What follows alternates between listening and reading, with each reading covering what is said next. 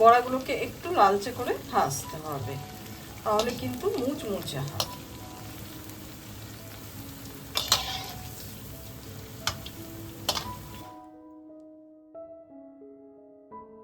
বন্ধুরা, আপনারা সবাই কেমন আছেন? আজকে আমাদের রেসিপি পাট পাতার বড়া ভাজা। সঙ্গে থাকুন দেখার জন্য। গ্রীষ্মের দুপুরে, নিরামিষ দিনে বা আমিষ দিনে এটা কিন্তু ডালের সাথে খাওয়া যেতেই পারে।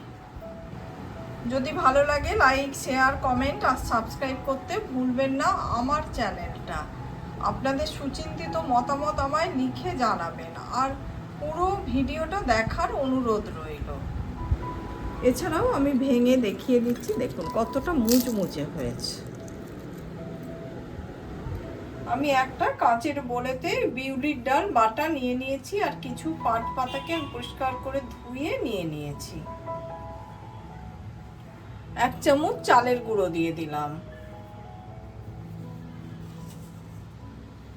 কিছুটা কালো জিরে দিলাম, স্বাদ মতো নুন দিয়ে দিলাম। এবার আমরা একটা ব্যাটার বানিয়ে নেব। সামান্য একটু জল দিতে হবে।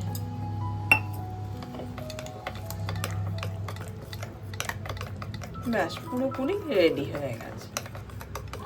কড়াইতে সর্ষের তেল গরম বসিয়ে দিলাম। কড়াইতে সর্ষের তেলটা কিন্তু গরম হয়ে গেছে। এবার আমরা পাট পাতাগুলো ভেজে নেব। ব্যাটারে ডিপ করে দিয়ে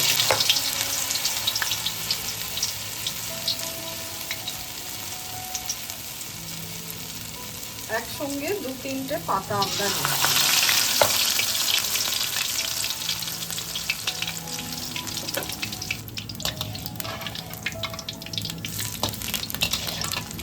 চালের গুঁড়োটা দিয়েছি যাতে মুচমুচে হয়, সেই জন্য। আর আমাদের বাড়িতে এটা কিন্তু বিউলির ডাল দিয়েই হয়, খেতে ভীষণ ভালো লাগে।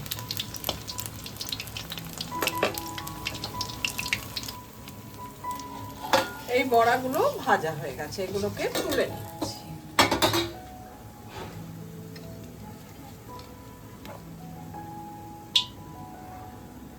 ওই একইভাবে বাকি বড়াগুলোও ভেজে নেব।